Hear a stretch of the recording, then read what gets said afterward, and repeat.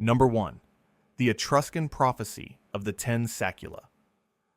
Imagine a civilization that knew, centuries in advance, roughly when it would cease to exist, and wrote that expiration date into its sacred law. That's not a metaphor.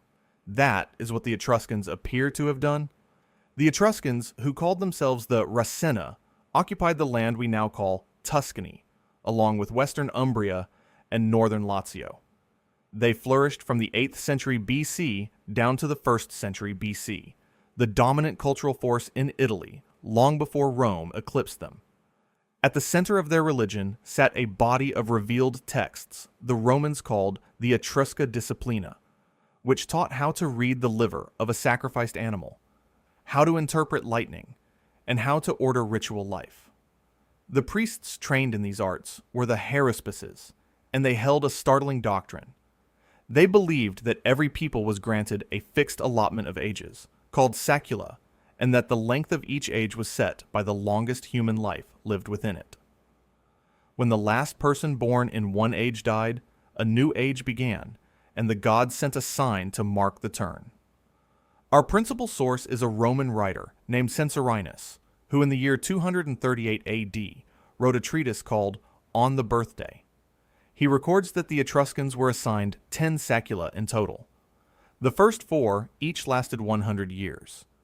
The 5th and 6th lasted 123 years each. The 7th and 8th returned to 100 years. And the 9th lasted 119. Add them together, and the 10th and final age would expire somewhere in the 1st century BC or the early 1st century AD. Now look at what actually happened. That is almost exactly when the Etruscan world dissolved. Their language fell silent, their identity vanished, and they were absorbed completely into Rome. The Emperor Claudius, who reigned from the year 41 AD, was by tradition the last man able to read Etruscan fluently.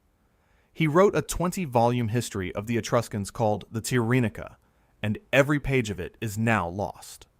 The historian Plutarch even records a portent at one of these age changes, a sound like a blast of a trumpet ringing out from a clear sky, which the haruspices read as the gods announcing a new order of races. So how do we explain this? The mainstream view is sober. Censorinus wrote centuries after the fact, and he may have quietly adjusted the lengths of the ages so the numbers landed on known history. A second reading is harder to dismiss.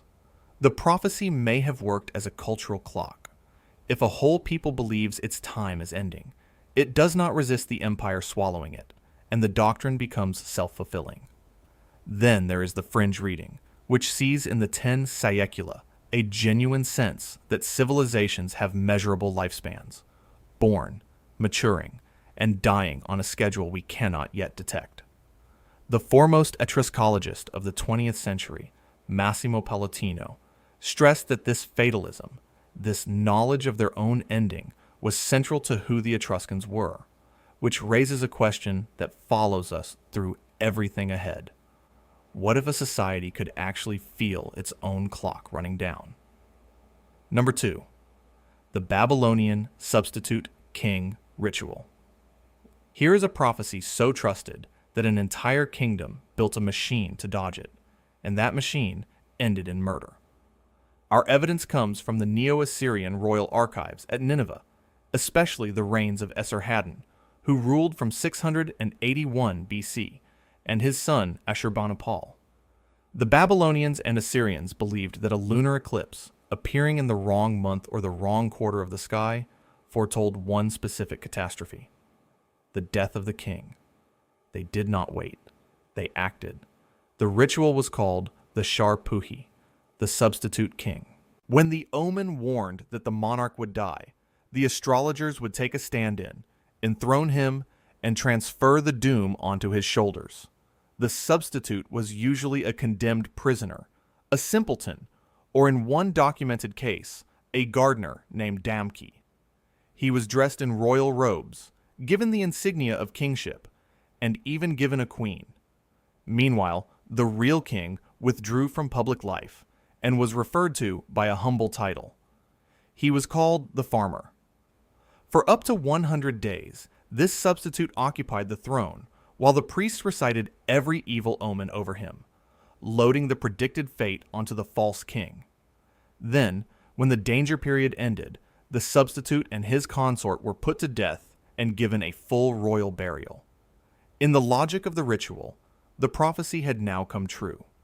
A king had died, exactly as the heavens demanded, and the real monarch was safe. What makes this more than superstition is the astronomy underneath it. The Babylonians compiled a vast series of celestial omens across roughly 70 clay tablets, known as the Enuma, Anu, and Enlil. They tracked the heavens with such precision that they could predict eclipses in advance, using a repeating pattern we now call the Saros cycle, lasting about 18 years and 11 days. This means they often knew the dangerous omen was coming before it arrived, and could prepare the substitute ahead of time. The great modern scholar of these texts, Simo Parpola, edited the surviving astrological reports and letters, and they read like the memos of an anxious government. Court astrologers named Mar Ishtar and Balassi wrote directly to Esarhaddon, advising him exactly when to install and when to remove the stand-in. A tradition from the early 2nd millennium BC even tells of King Era Imiti of Essene, who placed a substitute named Enlil Bani on the throne, only to die himself, leaving the substitute to keep the crown for real. The mainstream interpretation is that the whole system reflects sophisticated astronomy bolted onto a fatalistic theology. Eclipses are predictable. Royal deaths are not. A second view treats the ritual as a psychological pressure valve for a terrified king. The fringe view insists the eclipse to death link was a real predictive science we have since lost. Whichever you choose, one fact remains uncomfortable. They believed the prophecy so completely that they were willing to kill a man to cheat it. So what happens when the prophecy is not about a person, but about an entire city? Number 3. Ezekiel's prophecy against Tyre. Some prophecies are vague enough to fit anything. This one is not. The prophet Ezekiel, writing in Babylonian exile around 586 BC, delivered a strange and specific image about the Phoenician city of Tyre. Tyre was a maritime powerhouse on the coast of modern Lebanon, and it had an unusual shape. There was a mainland settlement, and then, half a mile offshore, a heavily fortified island that made the city nearly impossible to conquer.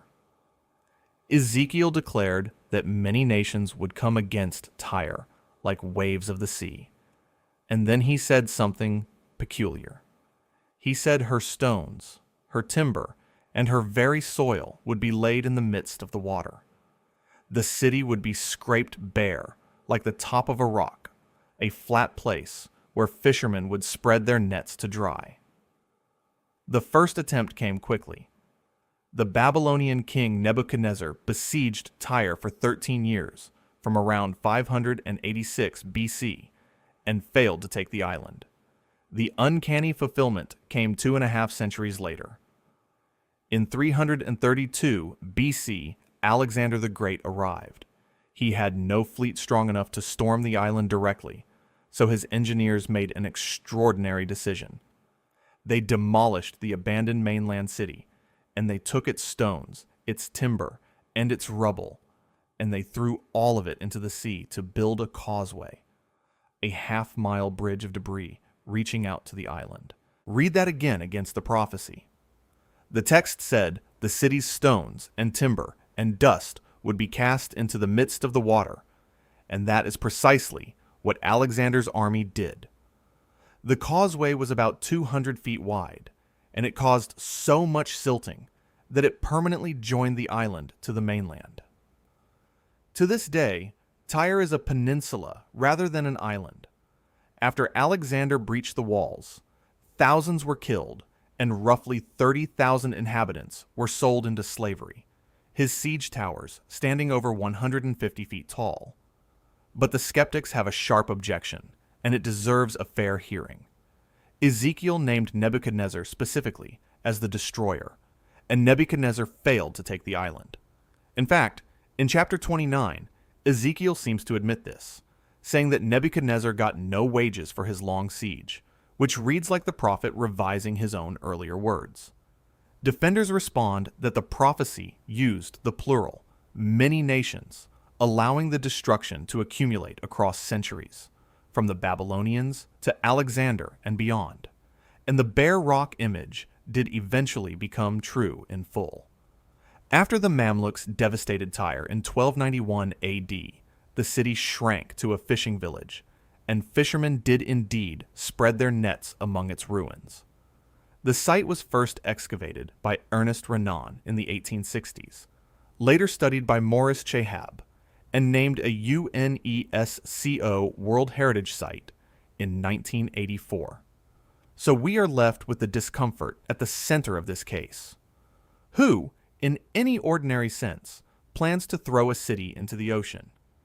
And if a prophecy can name a city's fate, can it name the death of the most powerful man alive? Number 4. The Chaldean warning to Alexander. The man who conquered the known world was given a warning, and the warning named the exact place he would die. In the spring of 323 BC, Alexander the Great was marching toward Babylon. As he approached, the Chaldeans, the astronomer priests of the god Bel-Marduk, came to him with an urgent message. Do not enter the city, or at the very least, do not enter it facing west. They based this warning on celestial omens that, they said, foretold mortal danger to Alexander inside Babylon. Our sources are strong here. The historian Arrian recorded it in his Anabasis of Alexander, drawing on eyewitnesses, and it appears as well in Diodorus Siculus and in Plutarch. Arrian, to his credit, noted a possible ulterior motive. The priests may have feared that Alexander would discover they had pocketed the funds he had set aside to rebuild the great temple of Bel, the Saecula. So the warning might have been self-serving. But here is where the story tightens. Alexander took the warning seriously at first. He tried to enter Babylon from the east, the safe direction. The problem was the ground. Marshland made the eastern approach impossible, and he was forced to enter from the west after all, exactly the direction the omen had warned against. A philosopher in his entourage, named Anaxarchus, argued that the whole thing was superstition and urged him forward. Within weeks, Alexander fell ill after a long banquet and drinking bout, possibly held at the house of his companion, Medius of Larissa.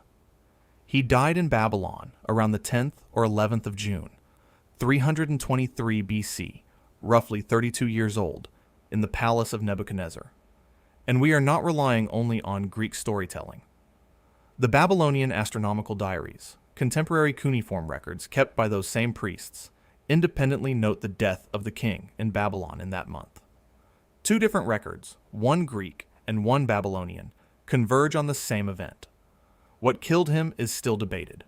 Proposed causes include malaria, typhoid fever, acute pancreatitis, West Nile virus, and poison, with no consensus, which only deepens the mystery.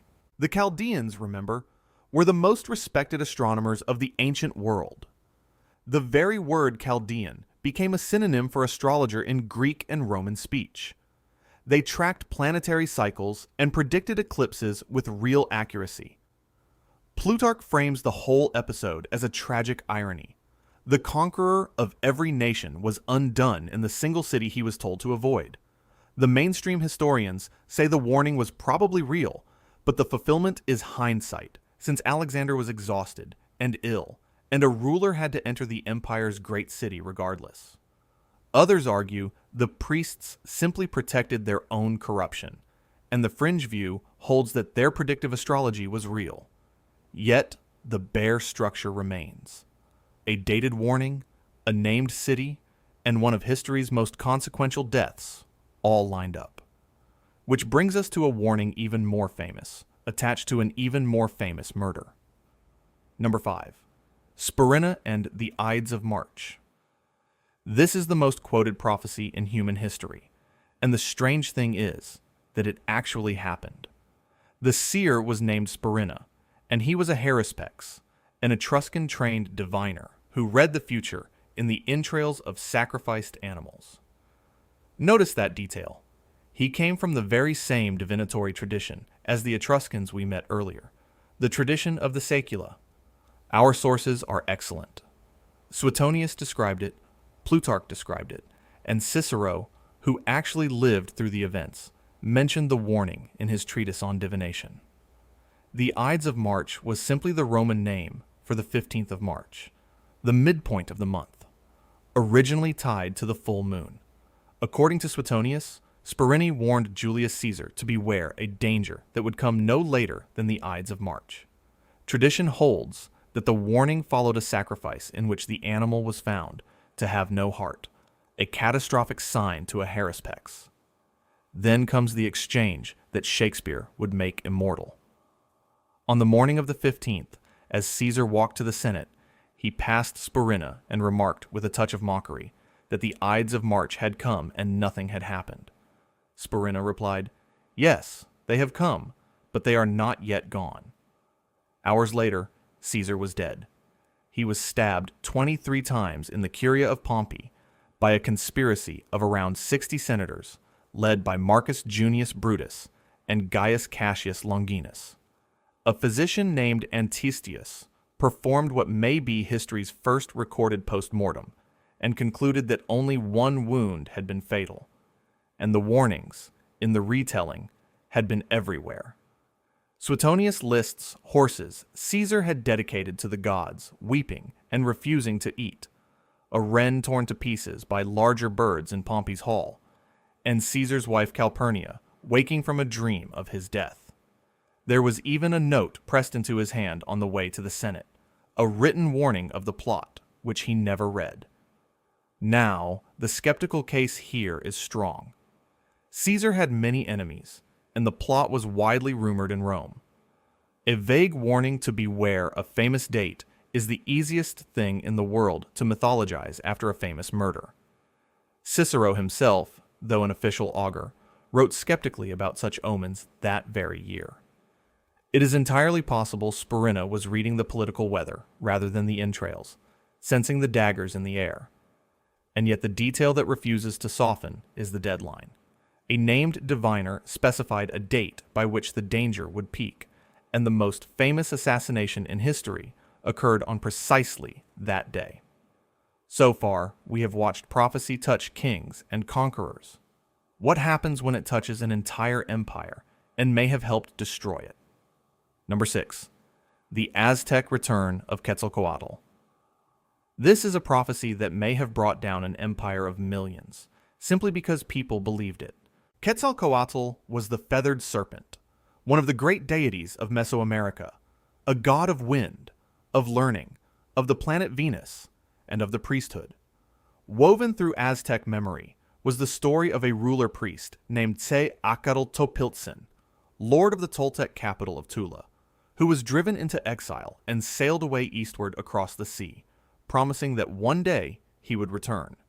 And crucially, the prophecy said he would return in a year, bearing his own calendar name, Saecula, which means one reed, in the repeating 52-year cycle of the Aztec calendar. Here's the coincidence that history could not have scripted.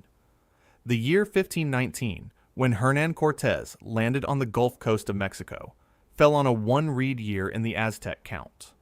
Our sources for what followed include the Florentine Codex, compiled by the Franciscan friar Bernardino de Sahagún, together with Nahua informants, alongside the letters of Cortés himself and the memoir of the soldier Bernal Diaz del Castillo. According to these accounts, the Emperor Moctezuma II hesitated. He sent lavish gifts of gold to the newcomers, and he may genuinely have wondered whether Cortés was the returning god or his herald. Sahagún's informants even describe 8 omens said to have preceded the Spanish arrival, including a fiery comet splitting the sky, the temple of Huitzilopochtli bursting into flame on its own, and a woman heard weeping in the night, a haunting figure who would later echo in the legend of La Llorona. The stakes could not have been higher. Tenochtitlan, the Aztec capital, was an island city of perhaps 200,000 people in Lake Texcoco, one of the largest cities on the planet at that moment. Cortez arrived with only about 500 soldiers, 16 horses, and a few cannon. And yet, within 2 years, the empire fell. Moctezuma was taken hostage and died in 1520, and Tenochtitlan fell in August of 1521 after a savage siege. Cortez did not do this alone. He gathered tens of thousands of indigenous allies, especially the Tlaxcalans, who hated Aztec rule, and an invisible weapon did even more damage than swords. A smallpox epidemic in 1520 killed an estimated 40% of central Mexico's population within a single year. So did the prophecy matter, or is it an excuse history told afterward? The leading modern historian Camilla Townsend argues forcefully that the returning God story was largely a construction built after the conquest, partly by the Spanish and partly by traumatized Nahua collaborators, to explain a shattering defeat as fated. The narrative conveniently made conquest look like destiny, and Moctezuma looked passively complicit, and the Nahua sources we have were written down later, under Christian influence. What is genuinely true is the calendrical coincidence. The one reed year really did align with the year of landing. The Templo Mayor, excavated since 1978 under Eduardo Matos Moctezuma, confirms how central prophecy and ritual were to Mexica life. And so, the unsettling possibility lingers.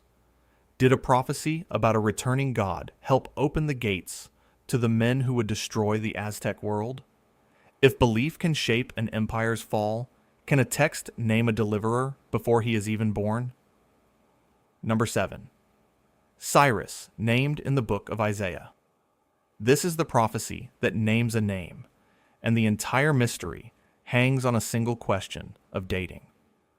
In the book of Isaiah, in chapter 44, verse 28, and chapter 45, verse 1, a future king is called out by name. He is called the Lord's shepherd and his anointed, the one who will say of Jerusalem that it shall be rebuilt, and of the temple that its foundation shall be laid. The name given is Cyrus.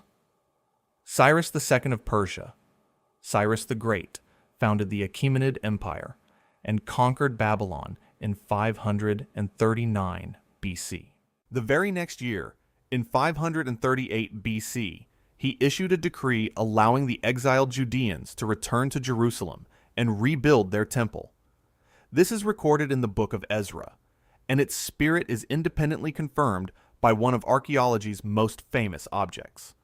The Cyrus cylinder, a barrel-shaped clay inscription discovered in the ruins of Babylon in 1879 by Hormuzd Rassam, records Cyrus's policy of restoring displaced peoples and their temples.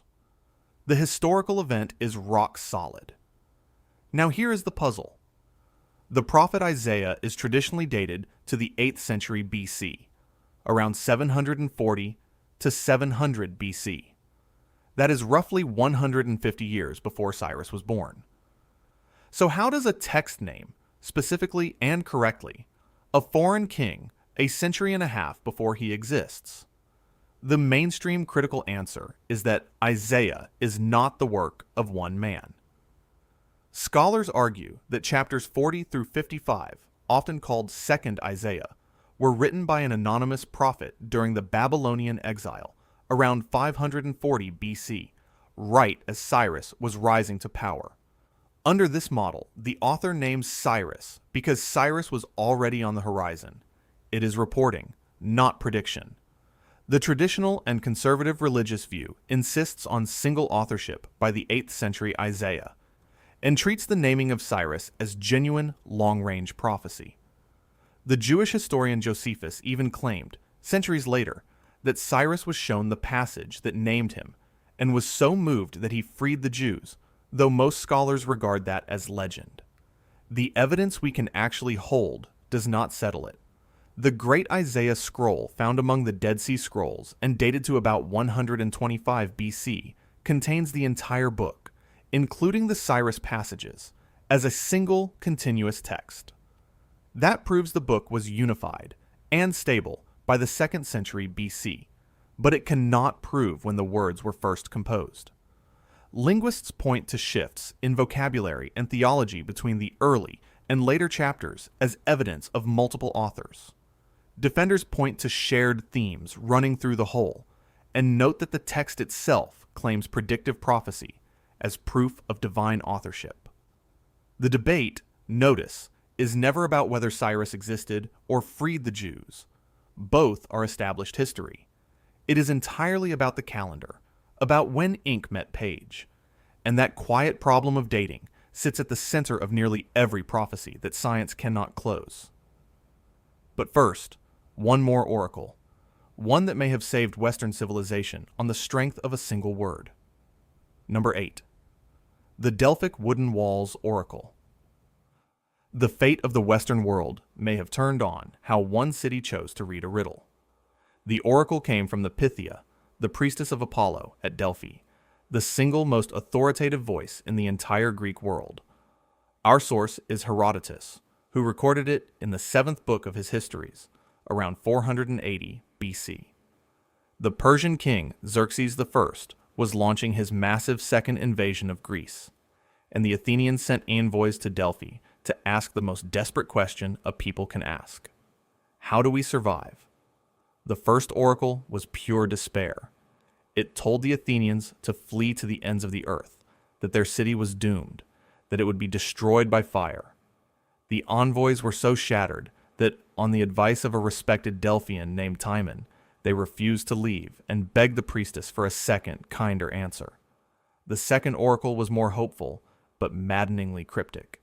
It said that though all else fell, the wooden wall alone would not fail, and it ended with a haunting line. Divine Salamis, it said, you will bring death to women's sons. Athens erupted into argument over those two words. The wooden wall. Some older citizens insisted it meant the ancient thorn hedge that had once fenced the Acropolis, and that they should barricade themselves on the sacred hill. But one man read it differently. Themistocles argued that the wooden wall meant the fleet, the wall of wooden ships, and that the line about divine Salamis pointed not to defeat, but to victory. After all, he reasoned, the oracle called Salamis divine, not wretched or cruel. If the island were the site of an Athenian disaster, surely the god would not have praised it. Themistocles was not guessing in a vacuum. He had already persuaded Athens to build a fleet of around 200 triremes, funded by a fortunate strike of silver at the mines of Laurion around 483 BC. So he had both an interpretation and the navy to back it. The Athenians made an agonizing choice. They evacuated their entire city to the islands of Salamis and Aegina and Etruscan, and they left Athens to the enemy. The Persians took the empty city and burned it, fulfilling the first grim oracle to the letter. Then, in September of 480 BC, the Greek fleet of roughly 370 triremes met a far larger Persian armada in the narrow straits beside Salamis. In those cramped waters, the Persian advantage of numbers became a curse, and the Greeks won a crushing victory that broke Persian naval power, led to the Greek triumph at Plataea the next year, and ended the invasion.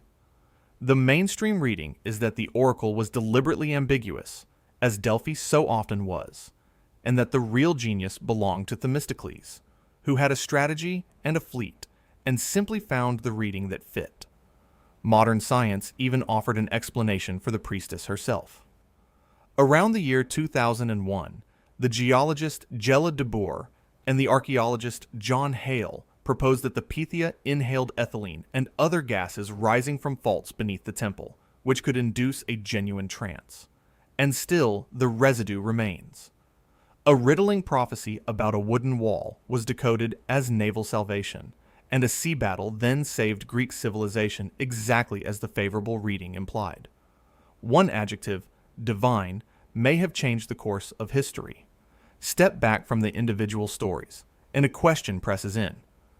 How did these societies actually produce prophecy in the first place? The methods were astonishingly varied, and each was a craft with its own experts. The Etruscans and their Roman students practiced haruspicy, reading the liver and entrails of sacrificed animals, We even have their teaching tool, the Piacenza liver, a bronze model of a sheep's liver from around 100 BC, discovered near Piacenza in 1877. Its surface divided into 40 regions, each inscribed with a god's name, a map for reading fate in flesh. The Romans also practiced augury, reading the flight and cries of birds, an art so official that no major public act proceeded without it. The Babylonians built their predictions on the stars, cataloging thousands of omens in the Enuma, Anu, and Lil. At Delphi, prophecy came through trance, the Pythia breathing her vapors above a fault in the rock. Across many cultures, people sought answers through dream incubation, sleeping in temples for divine visions, or through claromancy, the casting of lots to let the gods choose. The common thread is the priest-interpreter, the trained human who stood between the god's sign and the questioner's ear and decided what the sign meant. Notice what made fulfillment possible at all. These were literate, record-keeping civilizations. The omen was written down, and so was the outcome, which meant a prophecy could be checked against history afterward. That is also where the trouble begins. Record-keeping preserves the hits, but human memory quietly discards the misses. A diviner who was wrong 100 times and right once is remembered only for the one time he was right. And the riddling, ambiguous form of so many oracles made it almost impossible for a prophecy to be cleanly, embarrassingly wrong. Yet some predictions, like the Saros eclipse cycle, were not guesswork at all. They were real, repeatable astronomy. So, if the methods were a mix of theater and genuine science, why do a handful of cases still land with such uncanny precision?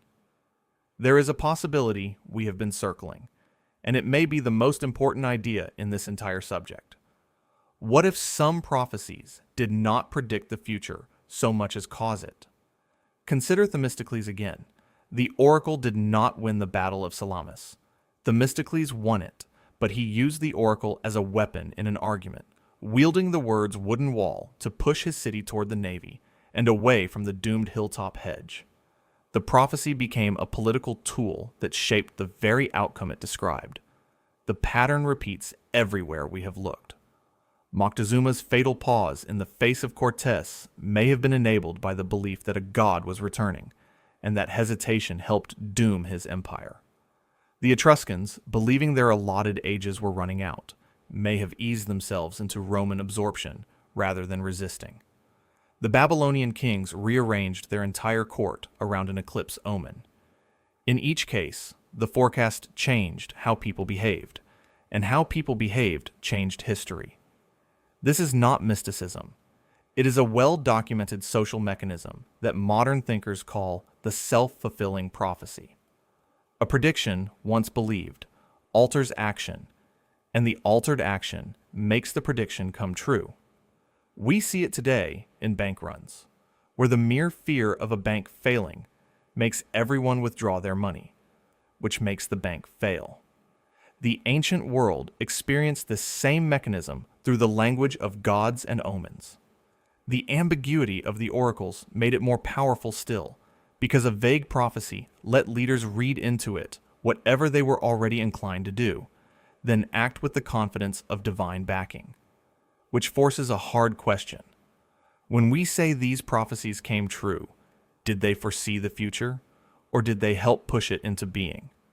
And underneath that question lies a deeper problem, one that quietly undermines half of what we think we know. Here is the single biggest reason science cannot simply close the file on ancient prophecy. In case after case, we do not actually know when the prophecy was written down. We met this directly with Isaiah and the naming of Cyrus. If the text was composed in the 8th century BC, it is astonishing foresight. If it was composed during the exile, around 540 BC, it is ordinary reporting. The same evidence, the Great Isaiah Scroll from about 125 BC, supports both readings, because it proves the text was stable by then, but says nothing about when the words were first set down. This problem haunts nearly every example. Ezekiel appears to revise his own prophecy about Tyre in a later chapter. Cyrus wrote about the Etruscan Saecula centuries after the fact, with every opportunity to tidy the numbers. Sahagun's 8 omens of the conquest were recorded after the conquest had already happened. Scholars have a precise name for the danger here. They call it vaticinium ex eventu, prophecy after the event, a prediction written down only once its supposed fulfillment is already known. A scribe copying a sacred text could, intentionally or not, nudge the wording to match what history had delivered. Our scientific tools make this worse, not better, because radiocarbon dating and the study of handwriting can tell us how old a manuscript is, but not when its words were first composed. A copy from 100 BC might preserve text from 500 years earlier, or a version edited a generation before. This is why the same evidence so often supports opposite conclusions, and why faith communities and critical scholars can read identical documents and walk away certain of contradictory things. There are exceptions, moments of genuine outside confirmation, like the Cyrus cylinder corroborating the decree, or the astronomical diaries recording Alexander's death. But for the core claim that someone knew the future, the mystery usually lives not in the cosmos, but in the calendar. And if the calendar explains so much, the honest skeptic deserves a full hearing. Let us give the rationalist case its strongest form, because it explains a great deal. The first and most powerful tool is selection bias. For every prophecy that came true, thousands failed and were quietly forgotten. We remember the Pythia's hits and forget her endless misses, which means we are looking at a survivor's gallery, not a fair sample. The second tool is deliberate ambiguity. An oracle phrased to mean several things at once, like the prediction that Croesus would destroy a great empire if he attacked Persia, can never truly be wrong, because it fits every outcome. Croesus attacked, and he did destroy a great empire, his own. The third tool is hindsight bias, the way memory reshapes itself after a dramatic event, so the warning signs seem clearer than they were. After Caesar fell, every weeping horse and torn bird became an omen. The fourth is the post-event editing we just examined. The fifth is base rates. Kings die, cities fall, and empires collapse with grim regularity, so a prophecy of death or destruction has the odds on its side from the start. There is also the cold reading effect, the way a vague or ominous statement feels personally precise, even when it could apply to anyone. And the skeptics are right that the genuine science underneath these traditions, the eclipse predictions and planetary cycles, requires no magic at all. It is just observation and arithmetic. The literary amplification matters too. Herodotus, Suetonius, and later Shakespeare were storytellers, and a good story sharpens a vague warning into a crisp prophecy. Stack all of this together, and the rationalist case accounts for the overwhelming majority of supposedly fulfilled prophecies, perhaps all of them. And yet, when the explanation is finished, a small and stubborn residue is left on the table, and intellectual honesty demands that we look at it. If we are fair, most of these prophecies dissolve under scrutiny, but a few details refuse to fully dissolve, and the honest position is to sit with that discomfort rather than wave it away. The strange specificity is the real puzzle. Vague prophecies are easy to explain. It is the precise ones that itch. The image of a city's stones and timber and dust thrown into the sea is not a generic prediction of doom, and Alexander's causeway matched it with eerie literalness. The Ides of March warning named a deadline, and the deadline was met to the very day. The Babylonian warning to Alexander named the exact city in which he would die. The Aztec one-reed year aligned with the literal calendar year that the Spanish ships appeared on the horizon. The Etruscan reckoning matched the actual political dissolution of their civilization. In each of these, it is the specificity, not the the vagueness that keeps the question open. Because coincidence is a powerful explanation right up until the details get too sharp.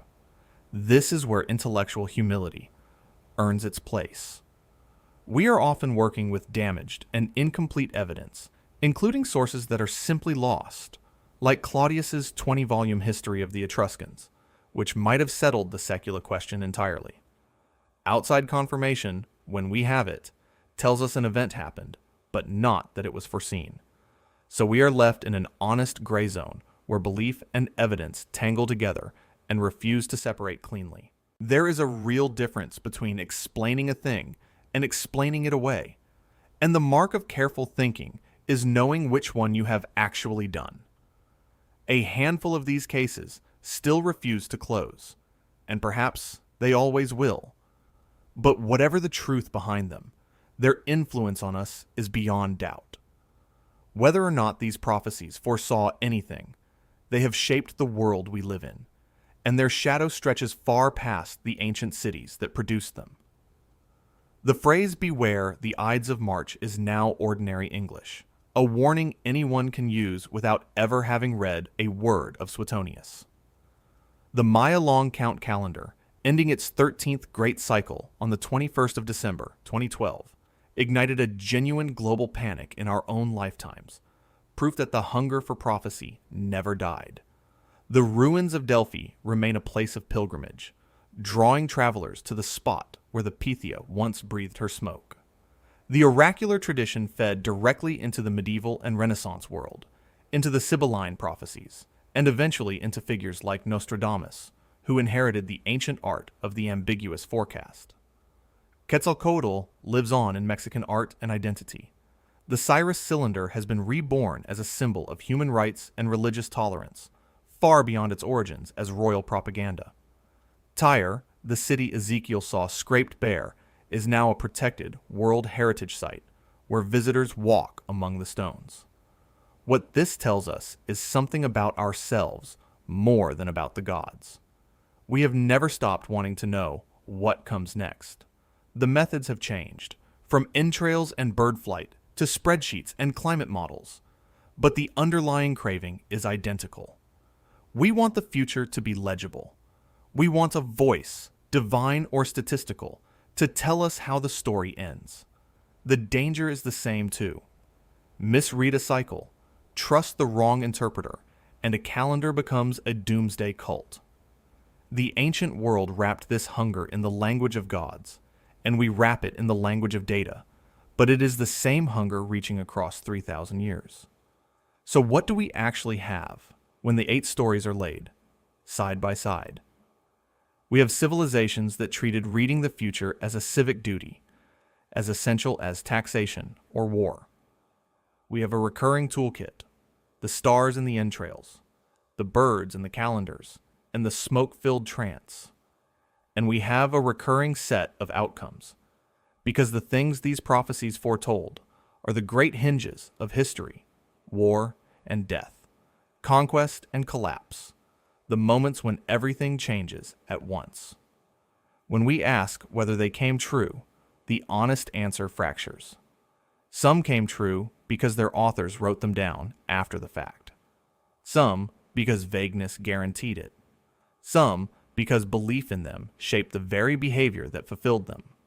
And some, a stubborn few, came true with a specificity that our tidy explanations strain to cover. The quiet center of the mystery is almost never a supernatural force. It is the calendar, the unanswerable question of when the words were first spoken. That is what science genuinely cannot resolve, not because the future was known, but because the past is lost. What remains is a balance every careful person has to strike between humility and credulity, between the wonder of the story and the weight of the evidence.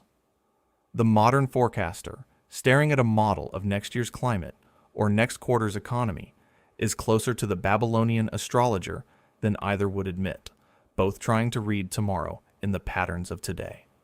So picture the Pythia one last time, seated on her tripod above the rising smoke, speaking words a desperate city must interpret for itself. The smoke is real. The fault in the rock is real. What the words mean, and whether anyone truly knew, is the question we have never stopped asking, and perhaps never will.